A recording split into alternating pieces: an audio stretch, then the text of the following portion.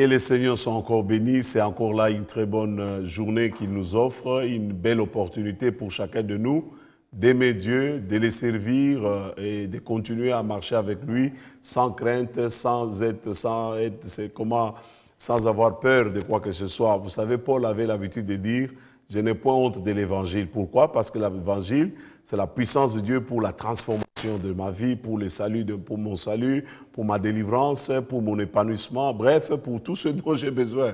Donc, je vous encourage aujourd'hui à compter sur Dieu, à vous appuyer sur lui et à laisser la parole de Dieu dominer dans votre vie. Vous savez, bien-aimés, surtout, je m'adresse à mes frères jeunes, lorsque vous connaissez la vie, vous connaissez la parole du Seigneur, elle va vous émanciper, elle va vous permettre de marcher toujours dans la lumière et vous ne connaîtrez pas de mauvais moments dans votre vie parce que j'ai accepté Christ à l'âge de 17 ans et je continue à marcher avec lui. Ça fait 43 ans, il est fidèle, je vous assure.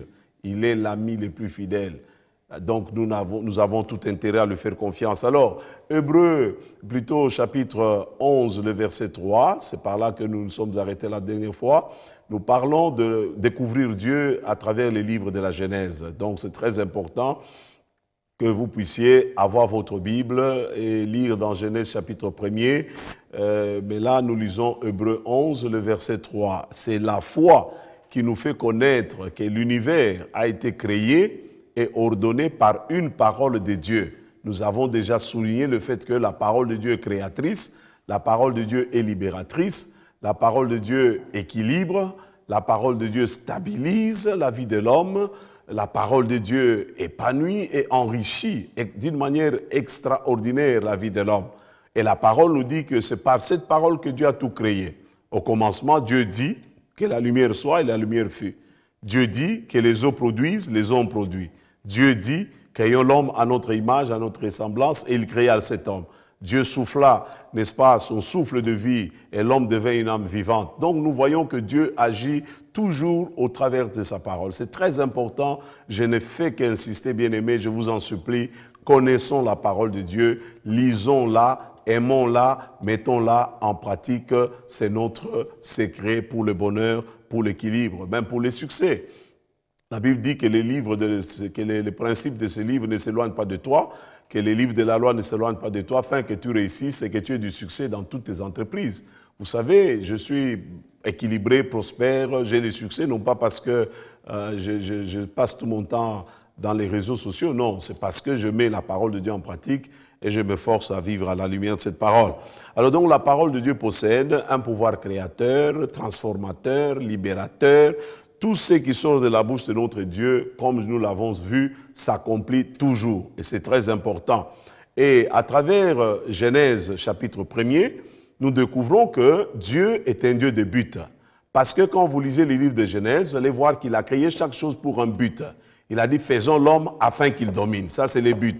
Il a dit que les oiseaux, que les eaux produisent des poissons, de ceci et de cela, c'est pour qu'ils servent à la nourriture de l'homme, à la survie de l'homme, etc., etc. Tout ce qu'il a dit créons le soleil. Il a créé le soleil, la lune, pour présider au jour, pas pour présider aux destinées des gens. Non, nous ne sommes pas, les chrétiens ne marchent pas par horoscope, nous sommes conduits par la volonté de Dieu. Donc, c'est tout ce que Dieu a fait, il a fait pour un but, c'est très important.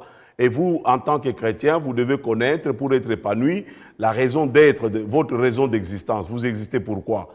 Vous prenez Ephésiens chapitre 2, le verset 10, la Bible dit « Car nous sommes son ouvrage, ayant été recréés en Jésus-Christ, pour qu'en communion avec Jésus, nous accomplissions toutes sortes de bonnes œuvres que Dieu avait préparées d'avance pour nous, afin que nous les mettions en pratique. » Donc, tu veux être un chrétien épanoui, au lieu de passer le temps, on me poursuit, on me pourchasse, je brise, je casse et tout ça, cherchez à connaître la volonté de Dieu. Quand vous la connaissez, vous devenez un homme extraordinaire.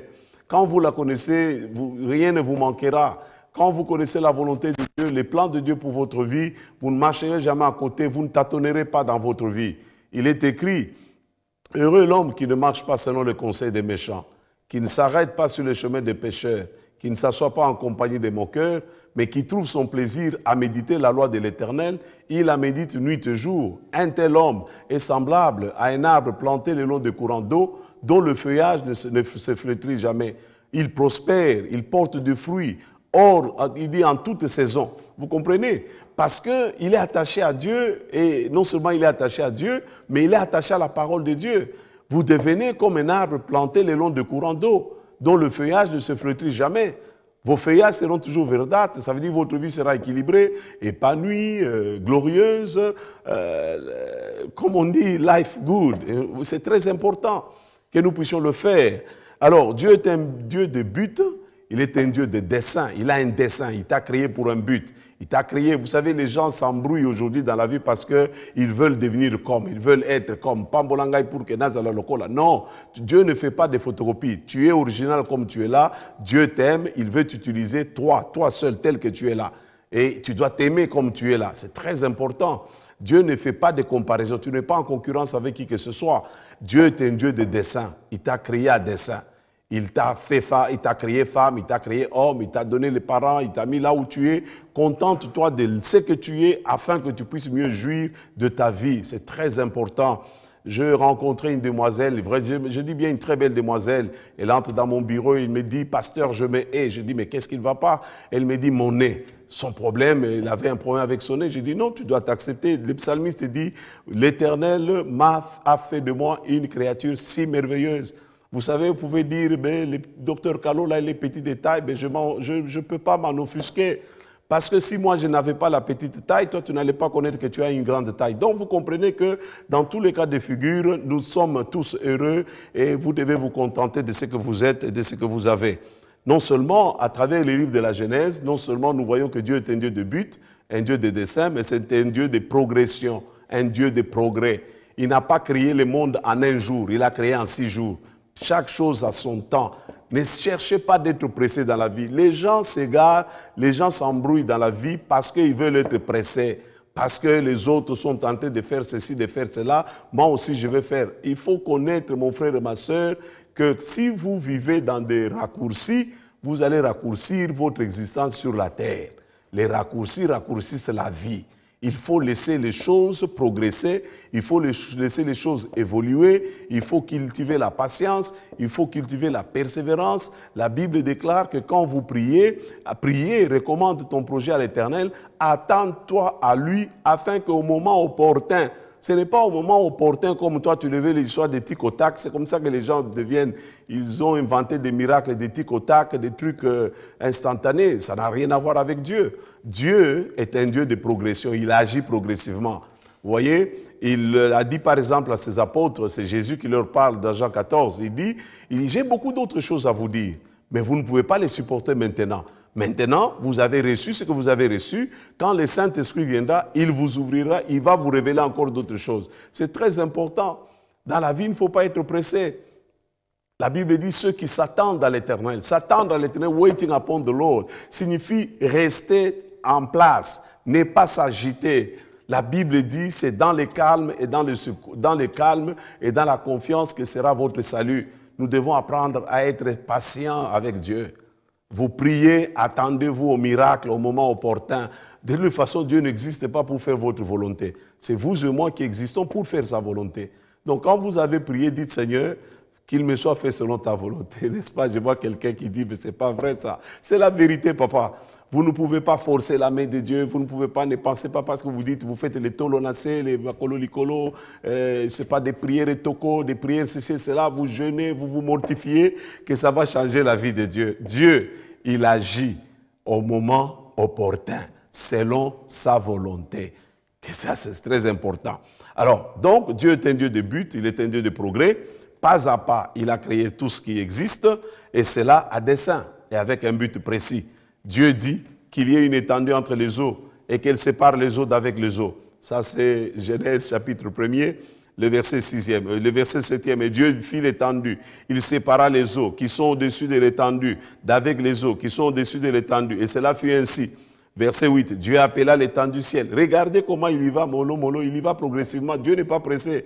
Pressé n'a jamais réussi dans la vie, mes amis. Attendez le moment de Dieu. Quand vous avez prié, faites-lui confiance. Vous savez qu'il ne peut pas vous mentir, il ne peut pas vous décevoir. Vous voyez, ne soyons pas pressés. C'est dans le calme et dans le retour à l'Éternel. Confiez-vous à l'Éternel, il agira au moment opportun. Dieu dit qu'il y ait des luminaires dans l'étendue du ciel pour séparer le jour d'avec la nuit. Vous voyez, il y a un but, il y a un dessin clair. Et puis la Bible dit, pour séparer les jours de la nuit, que ce soit des signes pour marquer les époques, les jours et les années. On n'a pas dit que ce soit des signes pour conduire ta vie, pour que tu puisses chercher des horoscopes pour savoir je suis vermisseau ou je ne sais pas quoi les histoires que les gens ont inventées. C'est comme cela que les gens tombent dans les bras du diable. Et le diable est mauvais, le diable est méchant. Le diable ne sera jamais pour toi, il cherche à te détruire, il te fait montrer que la vie est rose, la vie est belle dans le péché, mais au finish, il connaît que le salaire du péché, c'est la mort. Alors donc c'est très important, nous devons comprendre à travers les livres de la Genèse que non seulement il est le Dieu de but, le Dieu de progrès, le Dieu d'équilibre, mais il est le Dieu de sagesse, il est aussi le Dieu de provision. Ça, c'est ce que les livres de la Genèse nous rappellent, que non seulement il est le Dieu de provision, il est le Dieu de sagesse, mais il est aussi le Dieu de perfection. Dans sa sagesse, il pourvoira. Il a pourvu un environnement extraordinaire pour y placer l'homme et la femme, Adam et Ève. Il a fait un monde, un cadre propice. Vous savez, quand vous marchez avec Dieu, quand vous lui faites confiance, il ne vous laissera jamais tomber. Il va préparer toutes choses. La Bible d'ailleurs dit, toutes choses concourent au bien de ceux au bien de ceux qui aiment Dieu, qui sont appelés selon ses desseins. Donc Dieu il est comme un matchmaker, c'est comme un jeu de puzzle. Il va placer toutes les pièces en place pour que toi, tu puisses avoir ce qui est à toi, que tu puisses être ce qu'il a toujours voulu que tu sois. C'est extrêmement important, bien-aimés. Nous devons aimer la parole de Dieu. Nous devons connaître que Dieu est un Dieu de progrès. Il est un Dieu de but. Il est un Dieu de dessein. Il est un Dieu sage. Il n'a pas commis des erreurs en te donnant la taille que tu as pour que tu essaies à la changer, ni la teinture de ta peau. Tu vas chercher les ambis et tout ça pour te démaquiller ou je ne sais pas moi quoi. Dieu t'a créé parfait. Apprends à l'apprécier. David dit, je te loue, Éternel, de ce que je suis une créature si merveilleuse. Si tu es petit détail, ne cherche pas à devenir grand détail. Si tu es grand détail, il n'y a rien à faire. Tu dois accepter tel que tu es là parce que tu ne seras jamais petit détail. Donc c'est très important. Et tout ça là, c'est ce qui fait la beauté de la création de Dieu. Donc c'est extrêmement important. La Bible dit, c'est pourquoi je suis persuadé qu'après avoir si bien travaillé en vous, le Seigneur achèvera son œuvre. Nous sommes l'ouvrage de Dieu, nous sommes l'œuvre de Dieu. Dieu agit en chacun de nous selon son plan, selon ses desseins. Il y va progressivement. De l'autre côté, ça peut sembler aller vite, mais avec toi, ça va. Il connaît pourquoi. Il connaît là où il faut arrondir les angles. Il connaît là où il faut tailler. Il connaît là où il faut faire. Dieu connaît, faisons-lui confiance. Il est trop sage pour commettre des erreurs. Et la Bible dit, je suis confiant que ce que Dieu a commencé, il va l'achever. J'ai confiance en lui. Il la développera, la complétera et la rendra parfaite pour le jour du retour de Jésus-Christ. Vous avez tout pleinement en lui, qui est le chef de toute domination et de toute autorité. C'est Philippiens chapitre 1, les versets 6 et les versets 10. Nous devons apprendre à lui faire confiance. Il est bon et il est si merveilleux. Je vous en supplie, cultivez votre relation avec lui. Aimez sa parole. Mettez-la en pratique. Partagez Jésus autour de vous. Vous serez un homme comblé. Vous serez une femme comblée, vous serez équilibré, vous serez épanoui. Merci à cette équipe qui nous permet de venir chez vous. Que Dieu vous bénisse et encore merci pour vos prières. Amen.